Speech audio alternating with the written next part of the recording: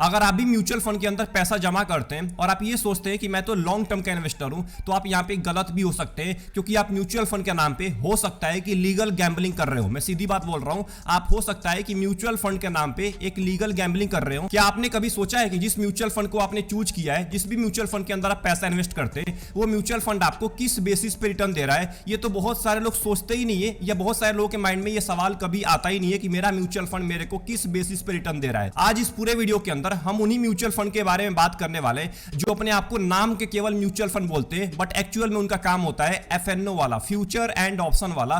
कहीं आपने भी ऐसे म्यूचुअल फंड के अंदर पैसा इन्वेस्ट करके तो नहीं रखा हुआ है जो अपने आप को म्यूचुअल फंड बोलते हैं बट एक्चुअल काम करते हैं वो एफएनओ वाला? इस पूरे वीडियो को ध्यान से वॉच करिएगा। अगर आप किसी भी टाइप के म्यूचुअल फंड के इन्वेस्टर हैं, अगर आप एक नए इन्वेस्टर हैं या आप एक पुराने इन्वेस्टर हैं, ये वीडियो देखने के बाद हो सकता है कि फ्यूचर में आप ये गलती दोहराए ना।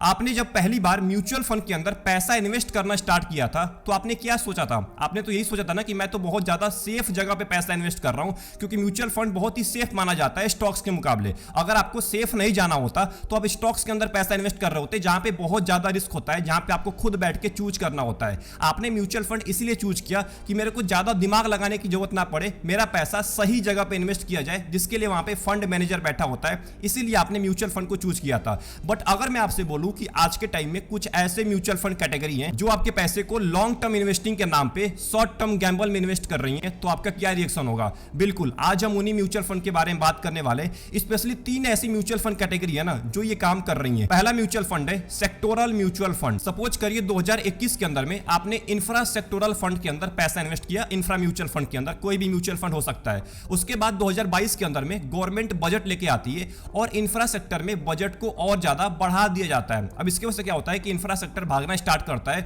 और लगभग आपको 18 से लेके 20% का रिटर्न देता है 2022 के अंदर में। बट असली गेम स्टार्ट होता है 2023 से। 2023 के अंदर में जो इंफ्रा सेक्टर है ना वो पूरी तरह से फ्लैट हो जाता है, मतलब कुछ भी आपको रिटर्न देखने को नहीं मिलता है। उसके बाद जो लोग एसआईपी किए थे 2021 के अंदर में, 2022 के अंदर में, अब उनका जो एसआईपी होता है ना वो पूरी तरह से अंडर परफॉर्म करना स्टार्ट कर देता है और बहुत सारे लोग तो इंफ्रा सेक्टर को छोड़ के बाहर भी निकल जाते हैं। तो इस बात को ध्यान रखिएगा, ये बहुत ही इंपॉर्टेंट चीज है। आप यहाँ पे म्यूचुअल फंड के नाम पे पूरी तरीके से गैम्बलिंग करते हैं, क्योंकि आप यहां पे उम्मीद लगा के बैठे होते हैं। गैम्बलिंग के अंदर में भी आपको उम्मीद लगाना पड़ता है। वहां पे आप उम्मीद लगाएंगे कि अगली बार हो सकता है कि मेरा प्रॉफिट हो जाए, बट ये गारंटी नहीं होता है कि आपका अगली बार में प्रॉफिट ही होने वाला है। हो सकता है अभी से ज्यादा आपको लॉस हो जाए अगली बार के अंदर में। यही होता है सेम सेक्टोरल फंड के साथ। यहां पे भी हम उम्मीद लगा के बैठे होते हैं कि इस साल तो सेक्टोरल फंड ने मेरे को बहुत ही बढ़िया रिटर्न दिया है, लगभग 40% का रिटर्न दिया है, तो अगले साल भी मेरे को 40% का रिटर्न देगा, या अगले साल नहीं देगा तो उसके अगले साल देगा। ऐसे करके हम उम्मीद लगाते हैं और अपने एसआईपी को करते जाते हैं, बट एक साल के बाद वो सेक्टर डाउन हो जाता है, उसमें कोई काम नहीं हो रहा होता है, उसमें कोई बजट एलोकेट नहीं होता है, फिर वो सेक्टर की हालत खराब होती है। आप एसआईपी करते रहते हैं, आप एवरेजिंग करते हैं, बट उसका कोई फायदा होता नहीं है। तो इस बात का ध्यान रखिएगा, अगर आप हर महीने एसआईपी कर रहे हैं और आपका एक्सपोजर, जो आपका मैक्सिमम एक्सपोजर है, वो केवल एक ही सेक्टर के अंदर है, तो हो सकता है अगर वो सेक्टर परफॉर्मेंस देना बंद कर दे तो आपका पूरा का पूरा प्लान ही चौपट हो जाए, आपका पूरा प्लान ही खत्म हो जाए। जो आपने प्लान बना के रखा हुआ है कि 5 साल के बाद, 10 साल के बाद मैं ये करने वाला हूं इस पैसे से, वो कभी पूरा ही ना हो पाए। इसीलिए आपको सेक्टोरल फंड से बच के रहना है। सेक्टोरल फंड में आपको तभी पैसा इन्वेस्ट करना है जब आपको पूरी नॉलेज हो, जब आपको नॉलेज हो कि ये सेक्टर अब ग्रो करने वाला है। और सेक्टोरल फंड में आप उसी सेक्टर को चूज करिए जो लंबे टाइम के अंदर में 10 साल 15 साल के अंदर में ग्रो कर सकता है, बट उसके लिए आपको सफिशिएंट नॉलेज होना चाहिए। कोई भी आके सेक्टोरल फंड के अंदर पैसा नहीं इन्वेस्ट कर सकता है। 90% जो लोग होते हैं वो गैम्बल की तरह सेक्टोरल म्यूचुअल फंड को देखते हैं, और सेक्टोरल म्यूचुअल फंड भी बहुत ज्यादा चालाक होते हैं। नए म्यूचुअल फंड जो होते हैं वो नए सेक्टोरल फंड लेके आ जाते हैं जब वो सेक्टर ग्रो करता है, और लोग आंख बंद करके उसके अंदर पैसा इन्वेस्ट करते रहते हैं और बाद में उनको 1 साल 2 साल के बाद पछतावा होता है। दूसरा म्यूचुअल फंड कैटेगरी है थेमेटिक म्यूचुअल फंड की। अब जो थेमेटिक म्यूचुअल फंड होते हैं ना, ये बहुत ज्यादा फैशनेबल म्यूचुअल फंड होते हैं, फैशन में चलने वाले फंड्स होते हैं। अब देखिए, जो एसेट मैनेजमेंट कंपनी होती है ये एक ट्रेंडिंग टॉपिक को पकड़ती है और उसको पकड़ने के बाद एक नया थेमेटिक फंड लॉन्च कर देती है, एक इन्वेस्टर्स के अंदर हाइप क्रिएट कर देती है। अब जब हाइप क्रिएट होता है ना तो उनको बहुत ज्यादा आसान हो जाता है एक थेमेटिक फंड को लॉन्च करना, और जब इन्वेस्टर बहुत ज्यादा एक्साइटेड हो जाते हैं उस थेमेटिक फंड को लेके, तब वो मार्केट के अंदर एंट्री करती हैं। 1-2 साल तक तो बहुत ही अच्छा परफॉर्मेंस देती हैं, बट वो थीम जब ठंडा पड़ना स्टार्ट हो जाता है, जब वो रिटर्न देना बंद कर देता है, जब वो ग्रो करना बंद कर देता है, उसके बाद इन्वेस्टर्स की हालत खराब होती है। उसके बाद जो रिटेल इन्वेस्टर होते हैं ना वो बहुत ज्यादा पछतावा करने लगते हैं कि काश मैंने इसके अंदर पैसा नहीं इन्वेस्ट किया होता, क्योंकि अब उनको रिटर्न दिखना बंद हो जाता है, क्योंकि अब रिवर्स गियर लगना स्टार्ट होता है। पहले 2 साल के अंदर में बहुत ही मजा आता है, बहुत ही अच्छा रिटर्न मिल रहा होता है, बट 2 साल के बाद जब उनका रिटर्न माइनस में जाना स्टार्ट होता है तब उनको रियलाइज होता है कि मैंने गलत म्यूचुअल फंड को चूज कर लिया है। चलिए मैं आपको एग्जांपल देता हूं।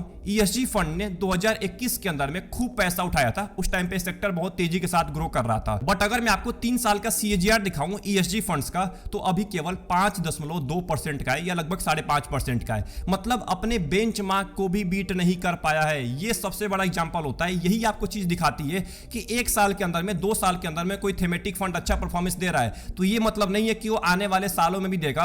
हो सकता है वो बेंचमार्क को भी ना बीट कर पाए। आप यहाँ पे प्योर गैम्बलिंग करते हैं और कुछ नहीं करते। आपका जो माइंड है ना वो गैम्बलिंग वाला है। आप सोच के आते हैं कि यार ना यहाँ से 1 साल के अंदर में खूब पैसा बन जाए, और आप यही उम्मीद लगा के बैठते हैं स्मॉल कैप म्यूचुअल फंड से। और जब स्मॉल कैप म्यूचुअल फंड आपकी उम्मीद पे खड़ा नहीं उतरता है तो आप स्मॉल कैप को क्विट करके बाहर निकल जाते हैं। आप चले जाते हैं सेक्टोरल म्यूचुअल फंड में, जहां पे 6 महीने में आपका पैसा बहुत ज्यादा बढ़ जाता है। तो इस पूरे कहानी से आपको यह सीखने को मिला कि थीमेटिक म्यूचुअल फंड में कोई भी लॉजिक नाम की चीज नहीं होती है। यहाँ पे केवल आपको इमोशन बेचा जाता है, और जहां पे इमोशन बेचा जाएगा वहां पे भर भर के लोग आते हैं, भर भर के लोग पैसा इन्वेस्ट करते हैं, और इसी का फायदा उठाती है म्यूचुअल फंड AMC। एंड जो आखिरी म्यूचुअल फंड की कैटेगरी है उसका नाम है मोमेंटम बेस्ड म्यूचुअल फंड। अब देखिए जो मोमेंटम म्यूचुअल फंड होते हैं, नाम सुन के आपको समझ आ गया होगा कि इनके अंदर एक मोमेंटम होता है। मतलब ये ट्रेंड का पीछा करते हैं। अगर ट्रेंड चल रहा है तो उसका पीछा करना स्टार्ट कर देंगे। ये इन्वेस्टर के इन्वेस्टमेंट ऑब्जेक्टिव को बिल्कुल भी ध्यान नहीं रखते हैं। इनके अंदर कुछ फैंसी वर्ड का इस्तेमाल किया जाता है, जैसे स्मार्ट बीटा हो गया, क्वांटिटेटिव अप्रोच हो गया, मोमेंटम स्ट्रेटेजी हो गया। अब इसको देख के ना बहुत सारे इन्वेस्टर बहुत ज्यादा इसके तरफ अट्रैक्ट होते हैं, और इसी चक्कर में उनका बहुत ज्यादा कट जाता है। कैसे कटता है, थोड़ा सा हम रियलिटी को जान लेते हैं। अब देखिए जो म्यूचुअल फंड होते हैं, मोमेंटम म्यूचुअल फंड, ये अपने बैक टेस्टेड डेटा के अंदर बहुत ही बढ़िया आपको रिटर्न दिखाएंगे कि 25% का CAGR है, 30% का CAGR है। बट आप जब एक्चुअल में पैसा इन्वेस्ट करते हैं, जब आप रिटर्न को देख के एक्चुअल में मोमेंटम फंड्स के अंदर पैसा इन्वेस्ट करते हैं, तो आपका जो रिटर्न होता है वो बहुत ज्यादा इनकंसिस्टेंट हो जाता है। कभी आपको ज्यादा रिटर्न मिलेगा तो कभी आपको माइनस में रिटर्न मिलने वाला है। मतलब आपका परफॉर्मेंस पूरी तरह से इनकंसिस्टेंट हो जाता है, क्योंकि मॉडल चेंज होता रहता है, स्टॉक्स का रोटेशन बहुत ज्यादा होता है इन फंड्स के अंदर। अब इसके वजह से इन्वेस्टर को कुछ समझ ही में नहीं आता है कि आखिर में किया क्या जाए। और जहां पे इन्वेस्टर को समझ में नहीं आ रहा है, इसका मतलब है इन्वेस्टर ने आंख बंद करके उस म्यूचुअल फंड के अंदर पैसा इन्वेस्ट किया है। क्योंकि आप जिस भी म्यूचुअल फंड के अंदर पैसा इन्वेस्ट कर रहे हैं, कम से कम आपको ये तो पता होता है ना कि आपके पैसे को कहां पे इन्वेस्ट किया जा रहा है, कौन सी स्ट्रेटेजी का इस्तेमाल किया जा रहा है। यहां पे तो सब कुछ चेंज होता है, क्योंकि यहां पे आपका पैसा एक मैथमेटिक मॉडल के भरोसे है। कल फेल भी हो सकता है और कल अपडेट भी हो सकता है। एंड आखिरी में एक और चीज समझ लीजिएगा, जो मोमेंटम फंड्स होते हैं वो आपसे ज्यादा मार्केट के ऊपर भरोसा करते हैं, और मार्केट किसी का नहीं होता है। ये आप सभी लोगों को पता है, ना बड़े इन्वेस्टर्स का होता है ना छोटे इन्वेस्टर्स का होता है। मार्केट अपने हिसाब से चलता है, और ये मार्केट के भरोसे बैठे होते हैं। मार्केट अगर नीचे गिर गया तो आपका पोर्टफोलियो भी नीचे गिर जाएगा, क्योंकि ये आपके हिसाब से पैसा नहीं इन्वेस्ट करते हैं, ये मार्केट के हिसाब से पैसा इन्वेस्ट करते हैं, मार्केट के ट्रेंड के हिसाब से आपके पैसे को इन्वेस्ट करते हैं। अब यहाँ पे एक बहुत बड़ा सवाल निकल के आ रहा है कि जब ऐसी बात है, जब ये फंड गैम्बलिंग कर रहे हैं, तो आखिर में mutual fund industry in mutual fund को ज्यादा पुश क्यों करती है,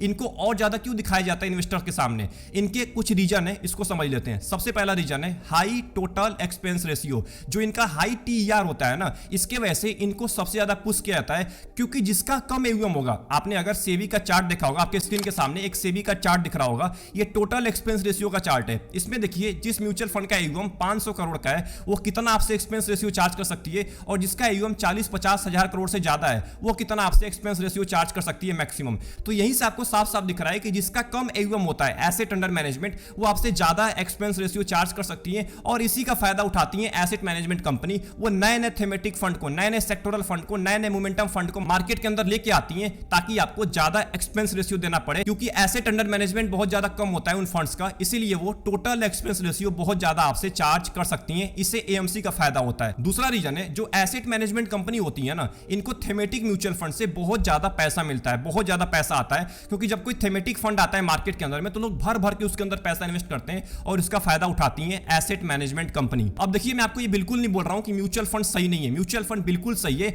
बट हर फंड आपके लिए सही नहीं है, इसको ध्यान देके चलना है। मैं फिर से बोल रहा हूं, म्यूचुअल फंड सही है, लेकिन हर फंड सही नहीं है। AMC को आपका लॉन्ग टर्म लॉस भी ना शॉर्ट टर्म इनकम देके जाता है। ये बहुत ही इंपॉर्टेंट वर्ड है, इसको दिमाग में घुसने दीजिए। AMC को आपका लॉन्ग टर्म लॉस भी शॉर्ट टर्म इनकम देके जाता है। अगर ये आपके दिमाग में घुस चुका है तो आप कभी ये गलती दोबारा नहीं करने वाले हैं।